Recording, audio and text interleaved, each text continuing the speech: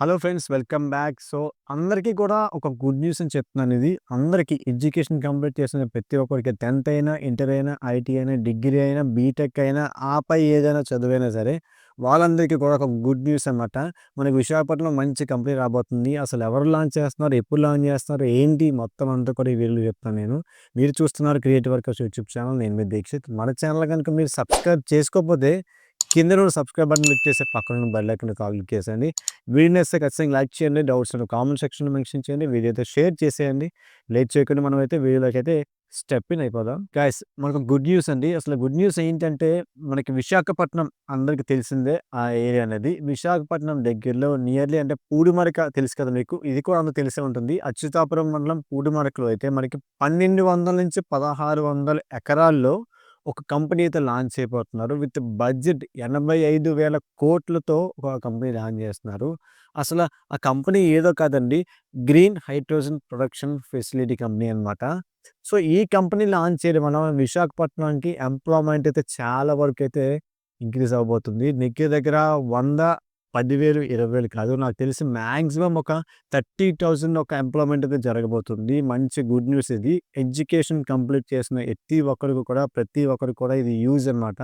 అది అంటే ఈ నవంబర్ 29న స్టోన్ ఫౌండేషన్ కూడా చేయడం జరుగుతుంది.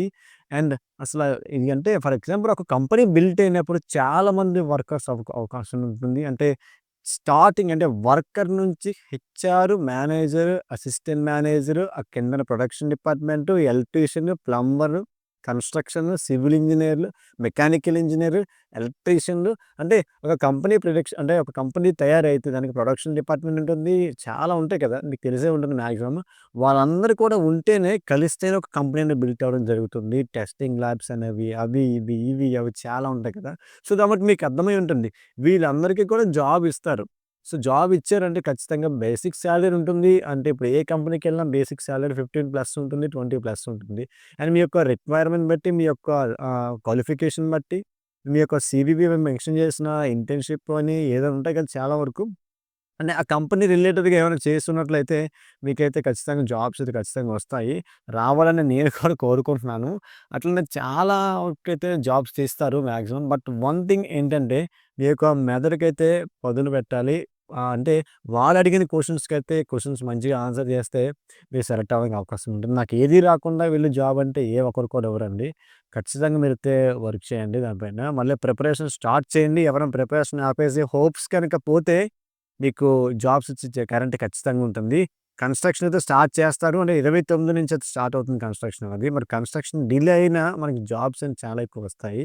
ఆ కంపెనీని చూసుకొని చాలా కంపెనీస్ అయితే పక్కన బిల్డ్ చేయడం కూడా జరుగుతుంది. ఆ నోటిఫికేషన్ ఇంకా రాలేదు. వన్స్ రాగానే నేనే మీకు అప్డేట్ చేస్తాను. అండ్ ఇలాంటి వీడియోస్ కోసం మన ఛానల్ గనుక ఎప్పుడు మీరు సబ్స్క్రైబ్ చేసుకోకపోతే వెంటనే సబ్స్క్రైబ్ చేసేసుకోండి. అట్లనే మరొక కొత్త వీడియోతో మీ ముందుకు వచ్చేస్తాను. Until then stay tuned to creative workers and have a nice day guys. And Jai Hind.